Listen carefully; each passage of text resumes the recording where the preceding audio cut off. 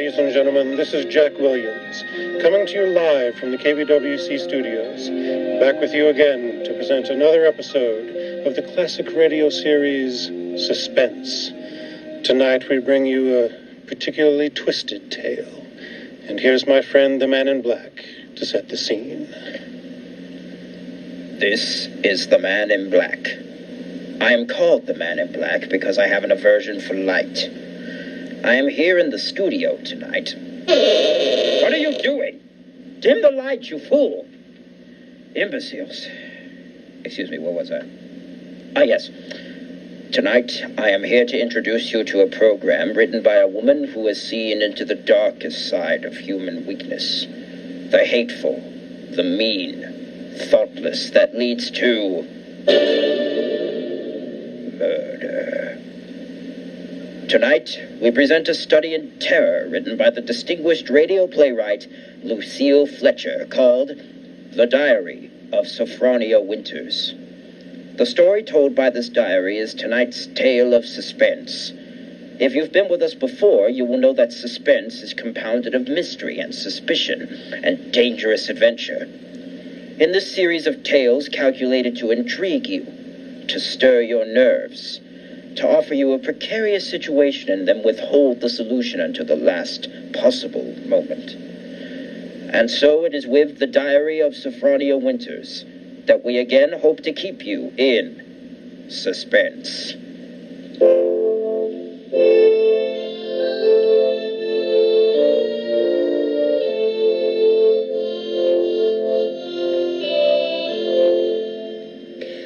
February 1st, St. Petersburg, Florida. I, Sophronia Winters, have hereby begun this diary, because on this date I feel for the first time that I have begun to live. Diaries are no good unless one has thrilling experiences. For 40 years, I've never had what could really be called a thrilling experience, but Papa's death has changed everything.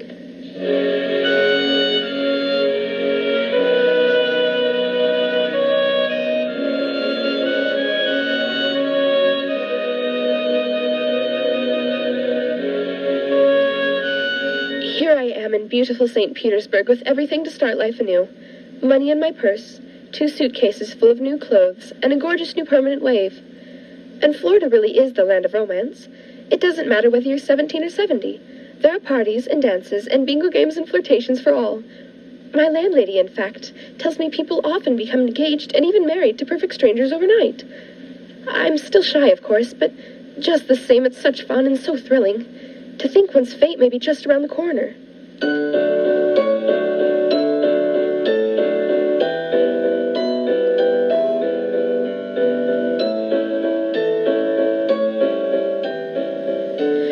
February 3rd. Oh, diary, it is beginning. This morning, when I came out of my lodging house to go down to the beach, I noticed a man, a thrilling-looking man, sitting across the street on a bench. It was just as though he were waiting for me, because when I came out, he sort of started up as though he knew me. Of course, I didn't speak first, but I knew the minute I started down the street that he was following me. Well, I got to the beach and sat down with my magazines, and suddenly there he was, strolling towards me with a broad smile. Whoa, sitting out here all by your lonesome. Oh, yes. Yes, I am. Been down here in St. Pete long? Oh, just 3 days. 3 days? Well, that's a long time. It's a wonder I didn't spot you before. Oh, Mr. Johnson's the name. Hiram Johnson. I came from Green Harbor, Maine. Run a big hotel up there summers. That's my whole history in a nutshell. Oh, my name's Sophronia. Sophronia Winters. Sophronia? Yes. Well, you know, that's quite a coincidence. My sister-in-law's name was Sophronia. Oh? Sophronia Johnson. You ever heard of her? She looked quite a bit like you, too. Sophronia Johnson? Mm-hmm. No, I'm afraid I haven't. Who was she? Someone very famous. I'm so ignorant about these things. Oh, that's all right. Say, look at the sun, will you? I'd say it's pretty nearly time for lunch. You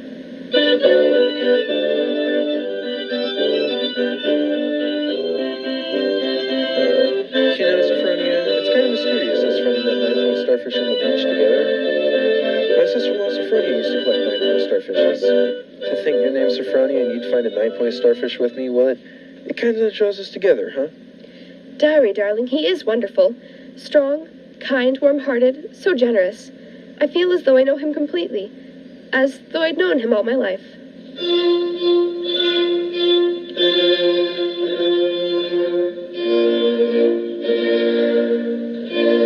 What's the good of waiting, Sophronia? I've got to be back at the hotel in a week. We may never see each other again. Oh, Hiram, don't say that. I couldn't bear it. Then let's do it right away. Tomorrow. There's a person out on Coral Avenue who'll do the job for us. We can take a nice moonlight drive out to the alligator farm, afterwards have a nice short dinner, then climb on board the Orange Blossom tomorrow night for Maine. Maine? Oh, it's all so wild, so mad, so thrilling.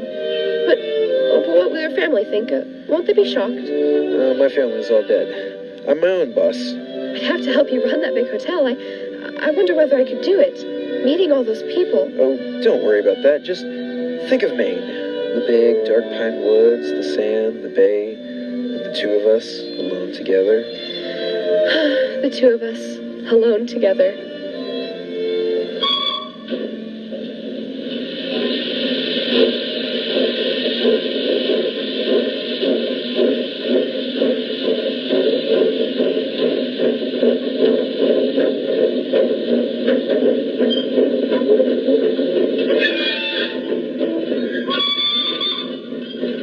February 7th, on board the Orange Blossom. I was married in a wedding dress of Alice Blue Moire with a frill of white organdy at the collar and wrists, and a rhinestone belt buckle. Hiram sent me talisman roses. I'm pressing one precious flower between the pages of this diary for luck.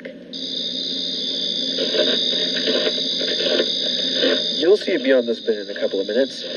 Bags heavy? No, not particularly, dearest. Oh, I can't get over that man at the taxi station. Imagine his insolence, saying he didn't want to drive us up. There's the place. Oh, wait a minute. I don't want to look till I put down these bags. Now where? There. Through those big pines. Oh. It is big, isn't it? 125 rooms. So many fire escapes and balconies and porches and towers. I stayed in a hotel like that once years ago with Papa. It was very fashionable then. My grandfather built that place 50 years ago. It hasn't been changed much since. Well, of course, you've put in modern plumbing. Not yet. Well, here we are. Walk in. What's that? Just the foghorn out in the bay. Fog? We get it almost every night in this kind of weather. Oh.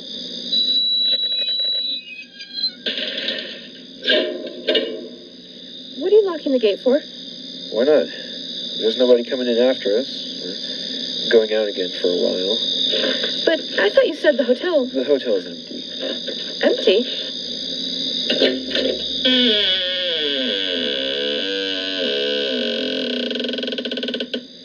Hiram. What is it now? Hiram, darling, I know it sounds silly, but let's not go in there tonight. Let's wait until morning. Why? Oh, just because it's so dark and empty. There's not a light on in the whole place, and no one's expecting us. What'll we eat, and where will we sleep? Let's stay in the village just for tonight. I've got things to eat and a place to sleep. Come on. Oh, my arm. Hiram. Hiram. You remember my telling you down in Florida about my sister-in-law Sophronia? Well, that's her, over there on the wall. Take a look at her. Hiram, darling, just now you hurt me. Do you realize that? You twisted my arm. I said, take a look at her. Tell me what you see. The glass is very dusty. She must have died many years ago. But her face is sweet. It's very sweet. Her eyes. Something very sad and wistful about her eyes. She was a murderess. She was hanged in Portland 25 years ago for the murder of my brother Ephraim. What? Here, in the lobby of this hotel. She murdered him in cold blood with an axe. That fire axe hanging over there on the wall. Oh. It was a summer day. There were guests sitting on the front porch in the rockers. It was just after lunch. My brother Ephraim was sitting at the desk, counting his loose change. My mother was crocheting an anti-massacre in that old wicker rocking chair. Sophronia came downstairs, humming a hymn. Oh, don't, Hiram. Please don't tell me anymore. Why not? Well, it makes me nervous to hear it like this in this big shadowy lobby. In your eyes, Hiram. Hiram, you're acting so strange. What's the matter with you, Hiram? I know it was a terrible tragedy, but it happened 25 years ago. Don't touch me, Sophronia. Don't touch you. Do you remember what I said to you in Florida. What did you say? You said a million sweet and wonderful things to me, Hiram. I said you resembled my dead sister-in-law. Look at her again. Look at her closely, Sophronia. But why? Oh, no, I can't. It's too horrible. I can't look at her face with any pleasure now, knowing she was a murderess. You're afraid to look. Is that it? No, I'm not afraid. You? Hiram, please, my arm. Oh, very well, I'll look. Now, stand there, quietly, like that. Take off your glasses. That's all I wanted to see. That's all I wanted.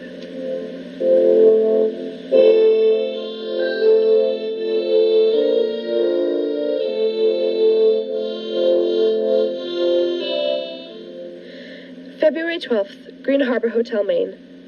I can't understand it. I try to fathom it, but my head aches and my heart is heavy. The hotel is deserted, unchanged, and apparently uninhabited for 25 years. Wash bowls and pitchers still stand in the empty rooms, covered with spiders and cobwebs. Dust is everywhere, and the printed regulations on the walls are tattered and yellow with age. A row of broken rocking chairs on the front porch faces emptily out to sea. Can he mean this to be my home? He's downstairs now in the shabby parlor off the lobby, playing the harmonium. Sophronia? Yes, Hiram. Sleeping? No, dear. Well, why is your door locked? Come out. I want to show you around the place. It's all right, dear. I've seen it. I've seen just about everything. No, you haven't. You haven't seen the grounds at all. The grounds? But, Hiram, it's after midnight. I want to show you where my sister-in-law Sophronia is buried. Oh, no. Not tonight, dear. Please, it's so late and I have a headache. Open the door, Sophronia. I want you to come now.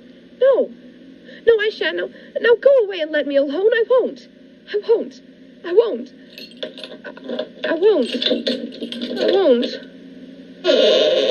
Oh.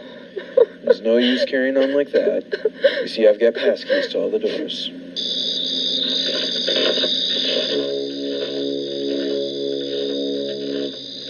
Beyond where those 4 birches are standing is where my sister-in-law Sophronia was laid away 25 years ago. It was the biggest funeral in the neighborhood. Folks crowded outside the gates by the dozens trying to get a look, but we wouldn't let them. Buried her ourselves without a service. Here by herself on the grounds. Ephraim is buried in town, but not Sophronia. I had a feeling that I'd have to keep an eye on her even then. Keep an eye on her? Oh, I knew she was one of those restless sleepers who wouldn't stay quiet in her own grave. I knew before the year was out she'd find some way to start roaming around, hunting for mischief again. She was a young she-devil to the core, Sophronia. They could hang her till doomsday. It wouldn't do any good. You mean you think she haunts this hotel? No, not this hotel. She never had any use for it, dead or alive. No, she makes for the warmer climates. She always was cold-blooded little fish, freezing and shivering all the time. It's places like California and Texas and Florida she makes for. Florida? Yep, that's one of her favorite haunts, particularly around St. Pete. She likes the flowers and the sun and the romance. Oh, Hiram, I feel cold. Do you mind if I go inside now? Just a minute. I haven't explained everything. You think I'm crazy, I guess. Crazy. But I'm a lot smarter than some people give me credit for. Because, you see, I have found her now. 3 times. Do you see that grove of birches over there? Under every one of them's a grave. I found her wandering the earth in disguise 3 times. And I've killed her 3 times. And it still doesn't do any good. She's still restless. You mean you've killed 3 different women? So, now I keep another grave to remind her. It's waiting now. Would you like to see it, Sophronia? No, Hiram, no, please. Are you afraid to see it, Sophronia? No, Hiram, you don't mean to say that you think, just because my name happens to be Sophronia, and that I look a little like... Think what, Sophronia? Nothing. February 14th. My mind is made up. I have made a terrible mistake. I must get away from this place. I must get away from Hiram as quickly as I can. I shall wait for dusk, when he generally sits down in the parlor and plays the harmonium. I can hide a little earlier in one of the deserted rooms, and then when his back is towards the lobby, slip out the front door.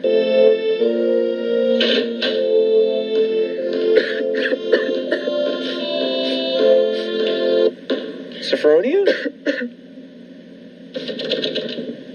Sophronia! Sophronia!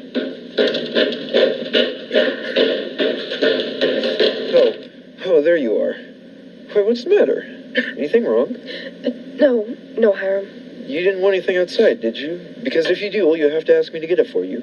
You see, I always keep this front door locked. Yes, Hiram.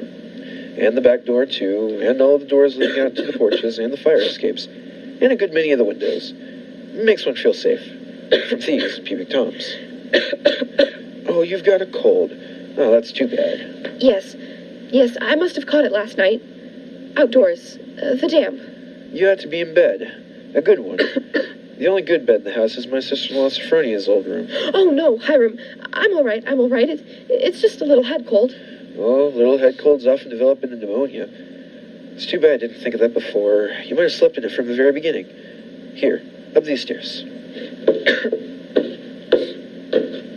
Why, what's the matter? Are you so weak? No, I'm all right. This room's the cleanest in the hotel, too. I've always had a sort of suspicion about that. There. You see, I've kept everything as it was. What's the matter? Nothing. It's just... It seems kind of familiar. Oh, no. It's just that seeing it so clean, seeing it as though someone were just living here, as though they'd only just stepped out for a moment. It's just as she left it that afternoon when she walked down to murder my brother. You see her needlework on the table with her needle sticking in it? Her hymn book still open?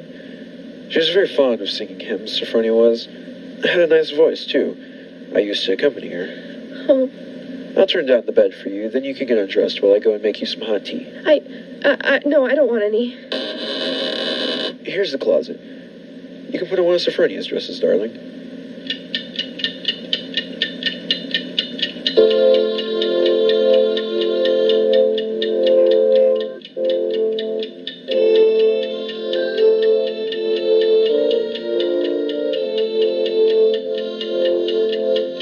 Diary, I'm beside myself. Oh, I shall go mad. 2 hours have passed since he locked the door on me. Night has fallen. I'm alone. Alone in this horrible room with its hideous little mementos of death. Oh, I'm sitting here at her little wicker table, trying to be calm, trying to write this. Somehow when one writes about a thing, it doesn't appear so real. My hand is just brushed against her needlework, her hymn book. I can't bear having them near me. I must get them out of my sight. Anywhere. In that closet or a bureau drawer. Ready for your tea? No, yes, Hiram. Oh, why aren't you in bed? You'll take worse cold, you know. Oh, I'll get in bed in a minute. First Brushing up on your needlework again. My needlework? You've got it in your hands. Have I? Oh, yes, so I have. Oh, but I wasn't working on it, Hiram. I swear I wasn't. I've never done a stitch of needlework in my whole life. I don't know one embroidery stitch from another. Now, let me show you. Look, I don't even know how to hold the needle. Now, get in bed, Sophronia. You're feverish. Before you go on, Hiram, thinking, we've got to have an understanding. You've got to let me explain. I was born in 1892 in Kalamazoo, Michigan. My name is Sophronia, that's true, but there are lots of people named Sophronia. I was named for my grandmother. She just died, and... Yes? Oh, no, you've got to listen to me. I've lived in Kalamazoo all my life. My father was vice president of the Kalamazoo First National Bank. Everybody in town knew him, and they know me. If only you'd just write a letter or send a wire out. I've never heard of Green Harbor my whole life. I never went anywhere. No. For almost 10 years, I stayed home day in, day out, nursing Papa. He had a stroke. I worked at our house. It was a red brick house with green shutters.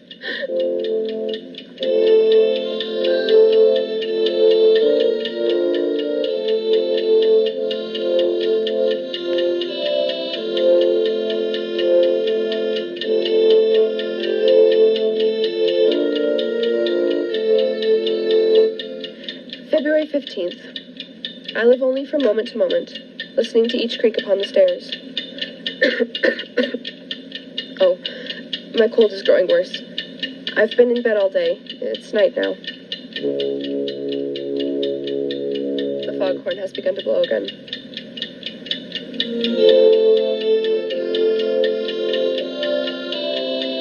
February 19th.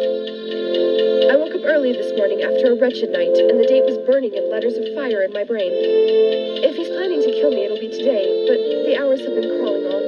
It's almost midnight. Why does he torture me like this?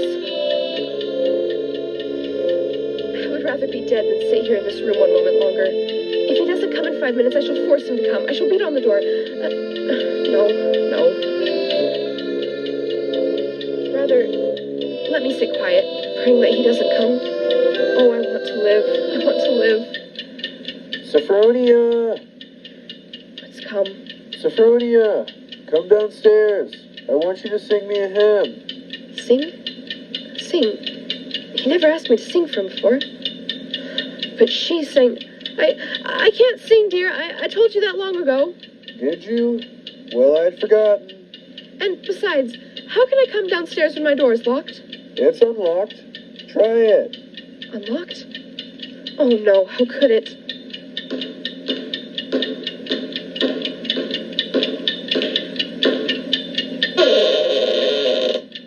Oh, it is. It is, and I never knew it. I never knew it. Coming? Oh, he unlocked it sometime when I was just sitting. Why didn't I try it a few more times? Sophronia! Yes?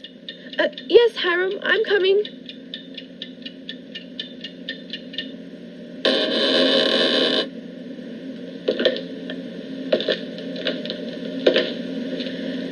Hiram, where are you? In here, in the parlor. What are you doing there, Hiram? Waiting to hear you sing. Are you at the harmonium? Yes? All right, I'll sing. I haven't sung in years, but I might as well. I'll sing for you out here in the hall. My voice will carry better. It always did carry better in the hall, didn't it, Sophronia? So you remember that, too. Of course, you know both the front and back doors are locked. Yes, Hiram, dear. Shall I sing too, Sophronia? Would you like me to sing along with you? If it pleases you, Hiram. Work for the night is coming.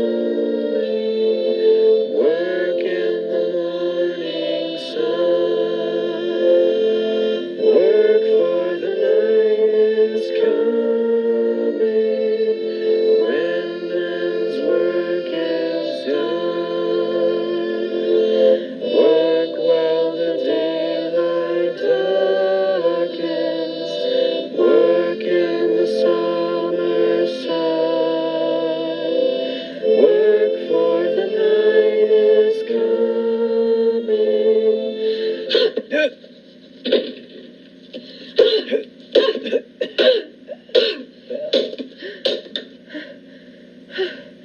When man's work is done.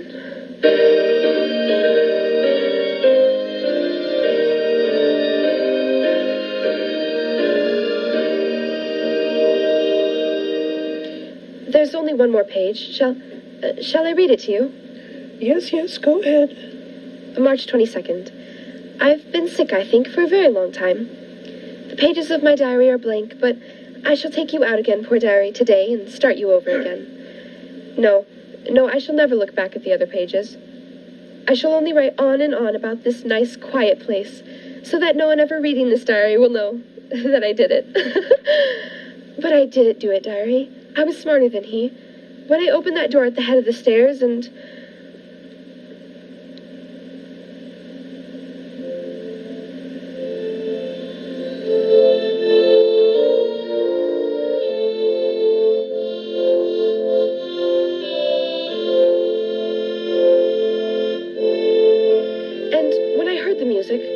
When I saw the fire axe still hanging on the wall, I was so cautious, so terribly cautious. I tiptoed like a little mouse, even as I sang the hymn into that room where he was playing.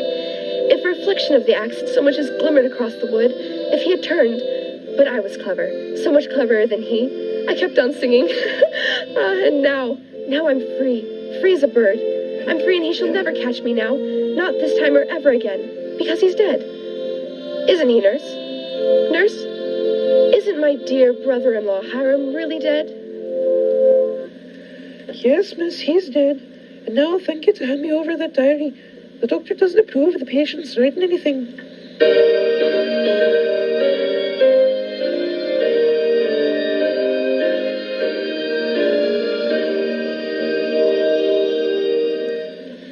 And so closes the Diary of Sophronia Winters.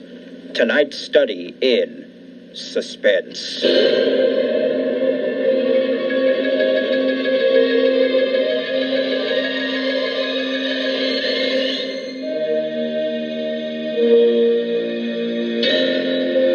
The Diary of Sophronia Winters, first aired on CBS Radio on April 27th, 1943. Tonight's live broadcast starred Naomi Brummett and Ethan O'Donnell, with a special appearance by award-winning actor Benjamin Austin as the Man in Black, with Liz Gibbs on sound effects and David O'Chilly as sound engineer. My name is Jack Williams. Thank you for tuning in to another broadcast from the Vernon College Theater Ensemble on the air.